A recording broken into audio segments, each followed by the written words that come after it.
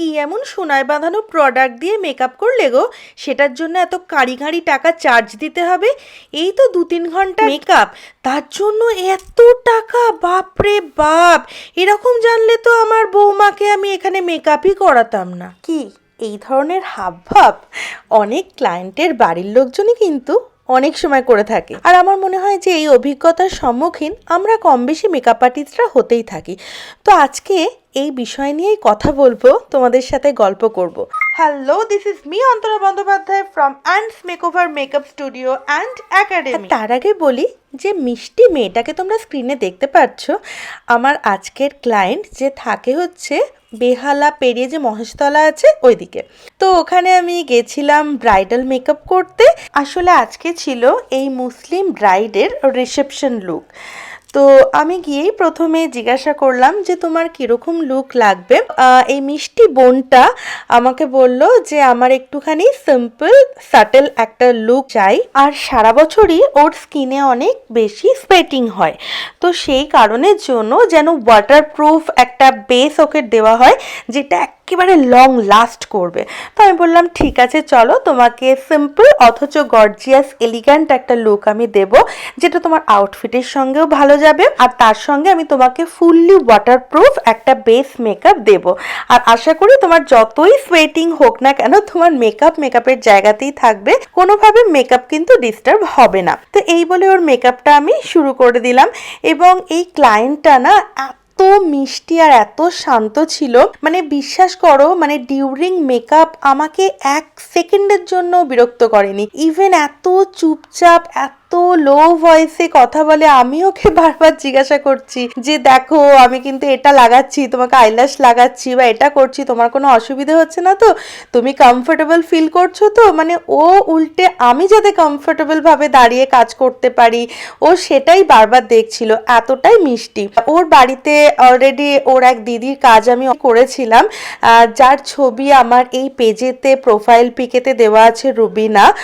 তো রুবিনা যে মুসলিম ব্রাইড ছিল, ওর ব্রাইডাল রিসেপশন সমস্ত কিছু কাজ আমি আগে করেছিলাম, তো সেই সূত্রেই এই কাজটাও আমি করতে গেছিলাম, এবং সত্যি খুব ভালো লেগেছে। প্রসঙ্গত বলি যে আমি বেঙ্গলি, নন বেঙ্গলি, মুসলিম সব ধরনের ব্রাইডাল মেকআপ কিন্তু করি। যাই হোক, এরপর আসি আজকের আমাদের গল্পের প্রসঙ্গে। আচ্ছা, তোমরা কি ভাবো মেকআপ আর্টিস্টরা একদিনের জন্য তোমাদের মেকআপ করতে গিয়ে তারা ডাকাতি করে? তবে আমি প্রথমেই বলছি যে আমি কিন্তু সবার কথা বলছি না। কিছু কিছু মানুষ আছে যারা হয়তো এখনো পর্যন্ত এই ধরনের ধারণা পোষণ করে। তো প্লিজ সবাই কিন্তু খারাপভাবে নিও না এবং গায়ে মেখো না। তো এত বছর কাজের সূত্রে বিভিন্ন ফ্যামিলিতে, বিভিন্ন জায়গায়, ওয়েস্ট বেঙ্গলের সমস্ত জায়গায় আমি কাজ করতে গেছি, এবং এরকম অনেক সিচুয়েশন আমি ফেস করেছি যেখানে হয়তো সেই ব্রাইড, মানে সেই মেয়েটি বা তার হাজব্যান্ড হয়তো ব্যাপারটা বুঝছে যে না, তারা কিছুটা হলেও জানে যে এখনকার প্রোডাক্ট সম্পর্কে মানে একটু হলেও ধারণা আছে, কিন্তু স্পেশালি তাদের বাড়ির লোক যারা, তাদের কিন্তু এই বিষয়ে কোনো ধারণা থাকে না। স্বভাবতই তারা তখন এটা ভাবে যে কি এমন সাজালো বা কি এমন প্রোডাক্ট দিল যে যার জন্য এত হাজার হাজার টাকা একজন মেকআপ আর্টিস্টেই কয়েক ঘন্টার মধ্যেই নিয়ে চলে গেল। আসলে তাদের দোষটা নয়, সত্যি তো তারা জানে না। আজ থেকে আমাদের আগের জেনারেশন, ধরো সেই সময় এত মেকআপ আর্টিস্ট ছিল না, এবং যেমন আমরা এখনকার মেকআপ আর্টিস্টরা সমস্ত ইন্টারন্যাশনাল ব্র্যান্ডস ইউজ করি, তখন কিন্তু এই ব্যাপারটা একেবারেই ছিল না। ইভেন এত ভ্যারাইটি শেড এবং ব্র্যান্ড, সিরাম, মানে এভরিথিং, এই যে পুরো একটা প্যাকেজ, যেমন ধরো আজকের ব্রাইডকে আমি পুরো ওয়াটারপ্রুফ সিরাম থেকে শুরু করে তাকে একটা পুরো ওয়াটারপ্রুফ মেকআপ দিলাম, এটা তো আজ থেকে 20 বছর, 30 বছর বা 40 বছর আগে ছিল না, না? তো যার জন্য তাদের এই আইডিয়াটাই নেই যে কিভাবে তারা কাজটা করছে। এটা তো গেল প্রফেশনাল মেকআপ কিট এক্সপেন্সেস। এটা যেমন একটা সত্যি অনেক ইম্পর্টেন্ট দিক, যেটার মাধ্যমে মেকআপ আর্টিস্টরা তাদের চার্জেসগুলো নিয়ে থাকে।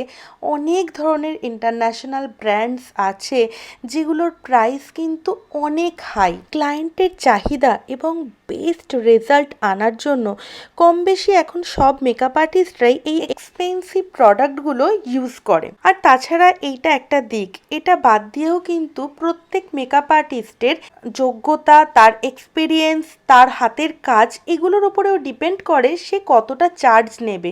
এটা সম্পূর্ণই কিন্তু তার ব্যক্তিগত সিদ্ধান্ত। এছাড়া যারা টিম ওয়ার্ক করে বা ধরো যারা আলাদা করে হেয়ার স্টাইলিস্ট হায়ার করছে, কলকা আর্টিস্ট হায়ার করছে, ড্রেস ট্যাপিংয়ের আর্টিস্ট হায়ার করছে, সেক্ষেত্রে তারা একা কিন্তু সেই টাকাটা নিতে পারছে না। সেই চার্জেসটা কিন্তু অনেকজনের মধ্যে ভাগাভাগি হয়ে যাচ্ছে।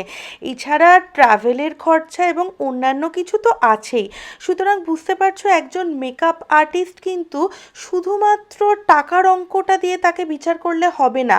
আর সর্বশেষ যেটা থাকে সেটা হচ্ছে তার হার্ডওয়ার্ক। যখন ব্রাইডাল সিজন থাকে তখন একজন মেকআপ আর্টিস্টের সকাল থেকে রাত পর্যন্ত সারা দিন দাঁড়িয়ে দাঁড়িয়ে কাজ করতে হয় এবং প্রচুর পরিমাণে পরিশ্রম করে তবেই কিন্তু সে তার পরিশ্রমের সঠিক মূল্যটা নির্ধারণ করে বা সেটা পায়। সুতরাং সারা দিন পরিশ্রম করার পরে যখন তাকে এই ধরনের সমস্যার সম্মুখীন হতে হয় তখন সত্যি খুব খারাপ লাগে।